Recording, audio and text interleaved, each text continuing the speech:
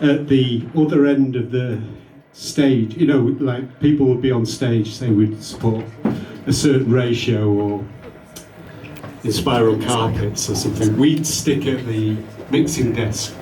And that was simply because we only had certain wires. So you could have reached to the rest of the gear. Yeah. We could, and people loved that. You know, we used to get a lot of gigs because we were out of the way.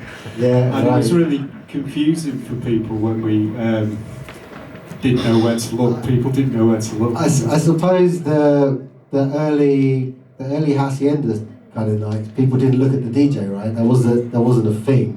People didn't really look at the electronic stuff. Yeah, I mean, the DJ box in the Hacienda was really, originally, was under the stage, and you had to peer at foot level. All you could see was ankles. And the dance floor culture then there was a lot of serious dancers before the rave thing. They used to wear spats and and dance as a group. You know, there'd be 4 or 5 people that were a group. And, you know, you used to have to give them space. But fortunately, the Hacienda had a lot of space.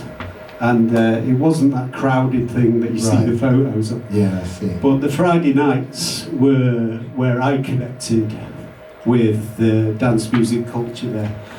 It was called Nude Night, which is an intriguing title. It is, yeah. It is. But there'd be a real eclectic mix of music there. I used to love Latin music, and they used to play a lot of Latin.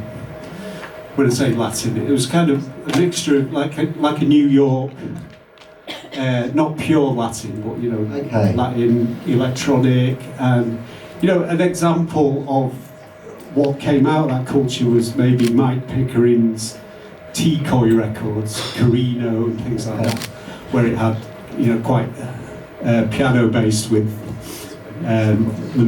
quite inspired by the left hand doing that thing. Right. Yeah. So there was all that, but there was just a vast mixture of music, and then this thing called acid house started creeping in. Yeah. It was like, you know, maybe, you know, at first those Adonis records and Future records, and they started creeping into the Friday night, and then all of a sudden that thing developed. Yeah. Well, the drugs came in. And that 2 people on drugs tonight. Yeah. There was these shady characters who turned out to be the Happy Mondays, basically, in this corner of the Hacienda. And then you just notice this thing spread and spread and spread. And that, you know, the music was still quite mixed.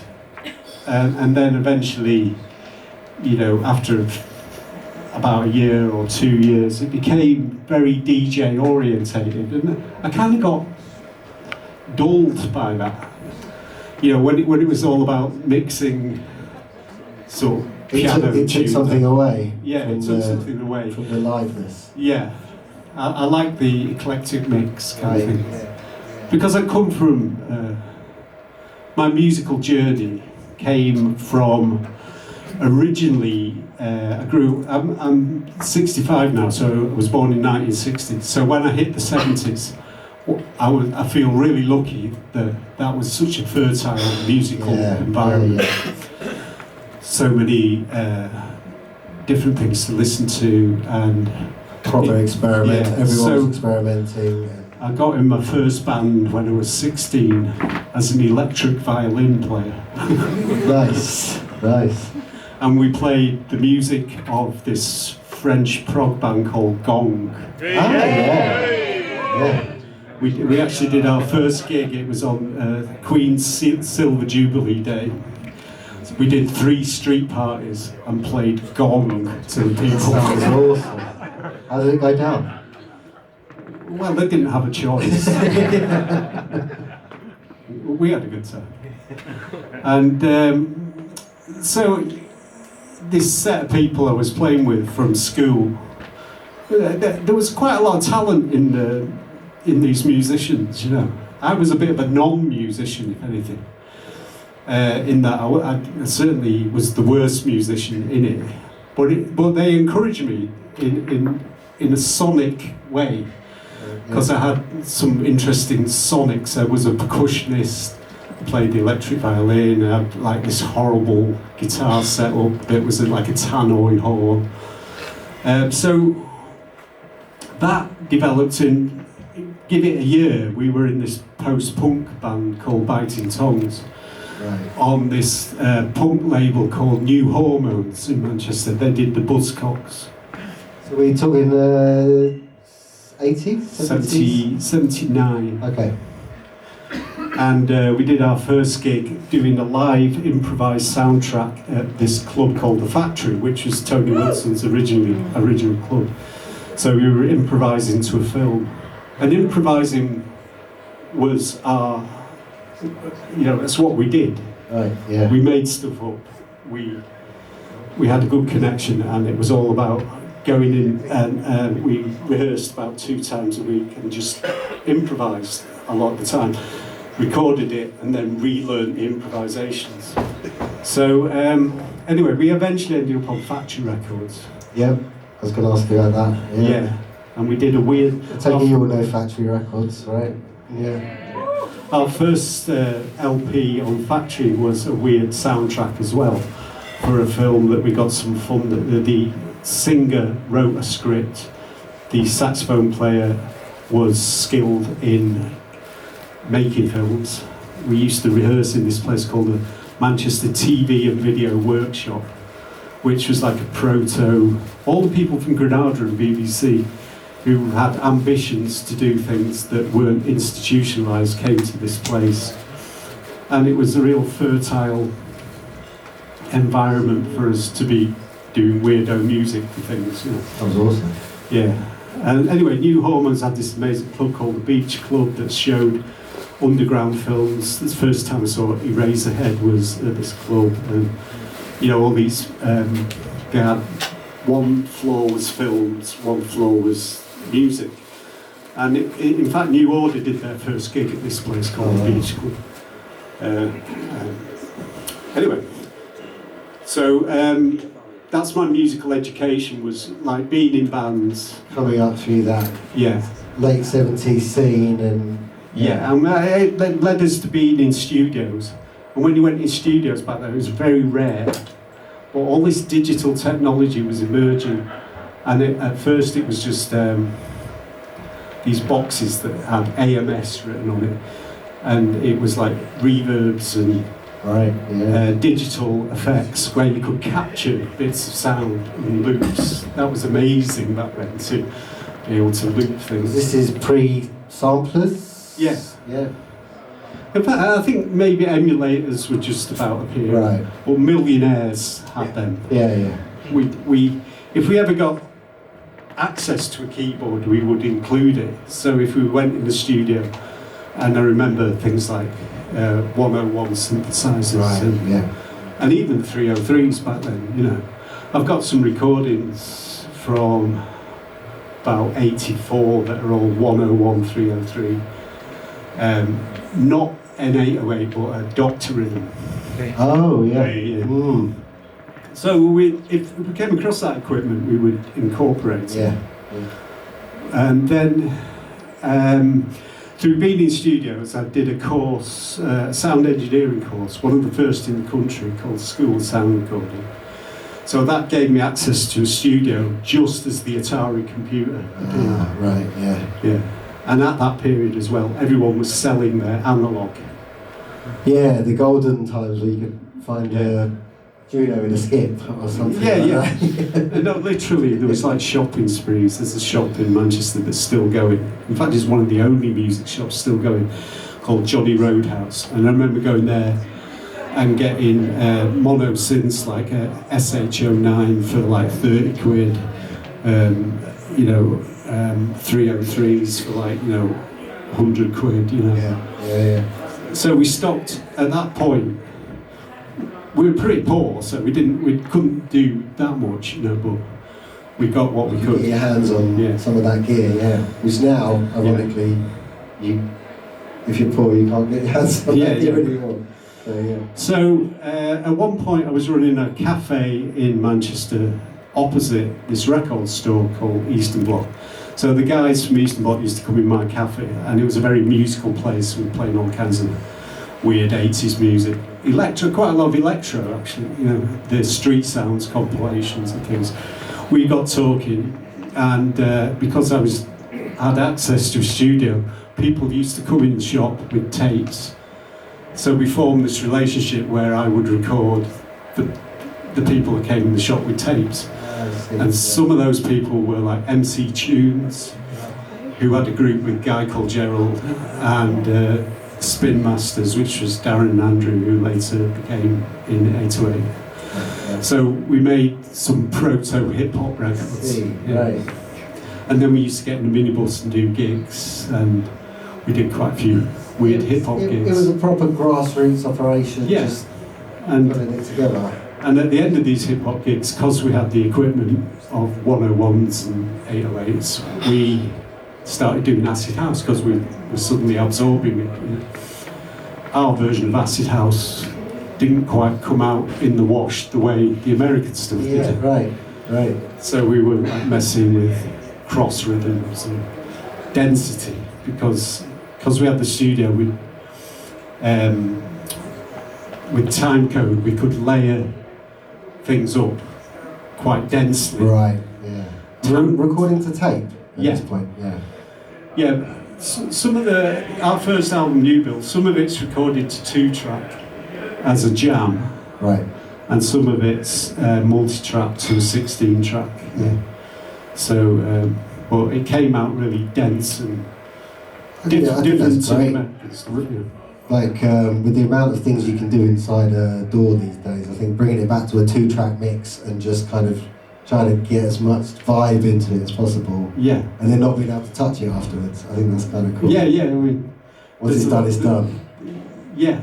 Plus, the thing back then, being in a recording studio was, being on the dole, was kind of like the finances were complicated. Yeah, you know? sure. I actually was the caretaker at this studio at one point. The guy I got the caretaker job off was a guy called Danny, who had this band called Candy Flip. I don't know if you remember that. I remember the name, yeah. They did Strawberry Fields, they had a sort of hit. But he was and his brother is Kelvin Andrews, who's a famous DJ from Stoke. They had the brothers, and they had a father who was in the music business kind of thing. So he must be about 18, but Candy Flip were pretty cosmic. Yeah, I remember. I mean, they were about 18, and when they walked down the stairs, they had cartoon stars going around the head, there's still one of those Jackson 5 cartoons or something. You know. They were, and Danny taught me a lot about how to program 909s and all the rolling gear. So yeah. So this kind of led on, obviously, to building up 808 State and your kind of huge hit, I guess. Your appearance on Top of the Pops and all that. Yeah, that was kind of when we got involved with Paul Morley and ZTT, because we did a program called Snub TV. That was a TV, tea time TV music magazine. They came and recorded us with MC Tunes in the Eastern Bloc basement, the shop, and that's what Paul Morley came up to meet us about. He saw MC Tunes as the artist kind of thing. Yeah, right. But when he came up, he realised that we had the shop, the studio, we had a radio show. So it was all kind of together. We had the T-shirt business, we had the whole thing going on, and this was like 1989, Right, yeah. So they didn't sign us on Pacific State at all, Yeah. They discovered who we were through MC Tunes, really. I see. But we both got separate deals. Right. So, yeah. I guess like with any tune, like making music, you just don't know what people are going to respond to and what's going to kind of pick up? And like you must. Well, have... we were responding to club life in Manchester, definitely. Right. And we were responding to radio in Manchester, which is another important factor. And for instance, the Spin Masters, Darren and Andrew, they had done a lot of DJing in youth clubs around Manchester, which is a scene that was really important too. You know, it wasn't all about the glitzy nightclubs. Yeah, right. There was a sort of ground level thing. And they started a night called the Thunderdome in Manchester, which was like quite a heavy night. And it was almost the polar opposite of the Hacienda, you know. It was much more like a working class demographic. They used to turn the heating up and the water off. Make more money. and they did homebrew. You know, they didn't even have a brewery. You know, it was like Boots kits. You know. It was very underground. But that was an amazing set of energy that filed into everything that we were doing back then, you know. I don't think we just came in, it was like surfing a wave of all this stuff. Yeah, that's awesome. I wanted to talk to you about your further career as well, moving from 808 State, because as a producer you've done some pretty big tunes, namely one of my favourite tunes, which is Army of Me by Björk. Yeah, that's right. I don't know if all of you know that, but do you know that tune, Army of Me? I mean, it's one of the we were actually started playing it on our last tour in December. Really? I'd never been near it for years, but we suddenly had such a tune. We did a tour in November, December this year where we recreated Excel, which is an album we did in 91. Yeah. 91, 92. And Björk sang on that record originally. It wasn't the Army of Me thing, but that was our initial connection. Start of it, yeah. And so we had a singer doing Björk's tunes, which is quite hard to find. I'm sure. Yeah, I'm sure. But it's a singer called Ellen Beth Abdi, who is actually she sang with a certain ratio recently. Right. She was kind of mentored by Denise Johnson. Do anyone know Denise Johnson? Sure. She was a singer in ACR, but she's also had many hits. Hypnotone was one of her tunes. Primal Scream. Primal Scream, of course, yeah. Anyway, before Denise passed away, she was mentoring Ellen, and that's why she ended up in a certain ratio. She's also worked with New Order, right. but she's only in her 20s, you know. So, and was actually in school with my son Jackson as well, you know. So we have, Okay, so there was quite a connection there. Yeah, I've known her. I used to see her on the bus with like a bag of Casios. Right. She's a bit of a Casio obsessive. You know, so we were nerding out over keyboards and stuff.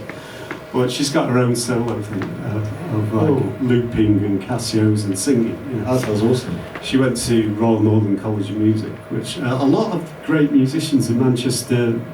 Once upon a time they'd go into classical, but now there's this hybrid of musicians working together in Manchester. Manchester is a great hub of musical interactions, and which I'm lucky to be part of. You know. So there's a lot of musicality that goes into 808 that's come from not just the gear, it's come from a culture of improvising. Yeah.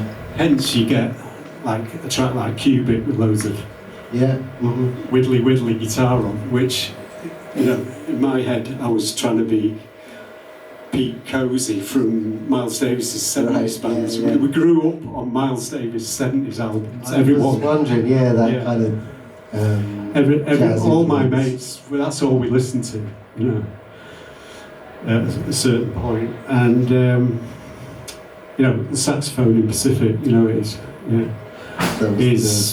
you know, it's basically me trying to be Wayne Shorter in a very simple way. You know, I'm reaching, but you know. What a line! What a sax line to come up with, though.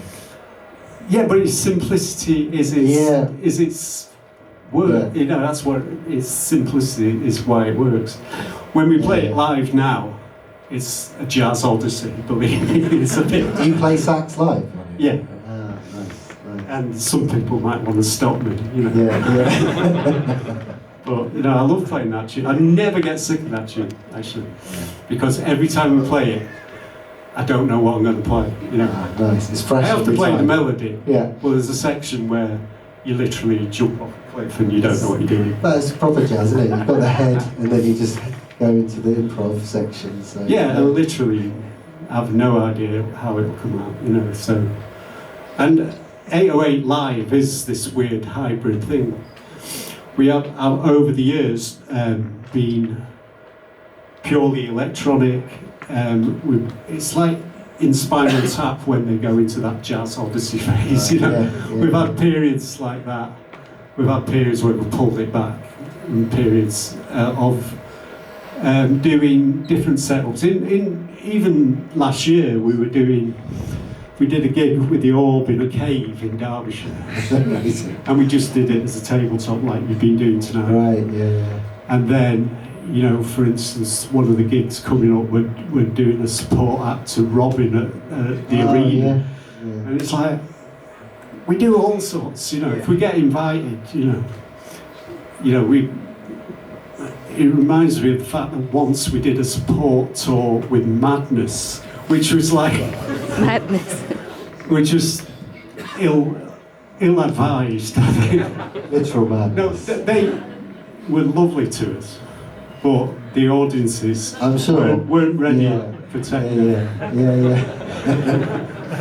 Well, that was Britain at the time, wasn't it? Yeah, like kind of melting pot. Yeah, there was this nostalgia of that thing, and then there was this stuff that was actually on top of the pops. And, you know, in the mainstream. Yeah. A lot of kind of rave at the time was getting onto top of the pops. And the Prodigy, obviously. The Orb. Yeah. And actually, I've just done a record last year with Brian Duggins, who had a hit with Humanoid. He was later in Future Sound of London. Right, of course, yeah. So me and him have just done a project last year, and it's going to be coming out in April. Interesting. So I'm going to play some of that in a bit. Awesome. Yeah. So one of the things I wanted to show tonight is like one of the tracks from XL that we revived from a tape. We're doing all right for time. Yeah, let's have a quick check. So I basically told Graham that we are a bunch of synth nerds here, and we would love to go deep into one of his tracks. So Graham has brought one of the breakdowns of his tracks. He's going to walk us through and kind of see how the process differs from when he started.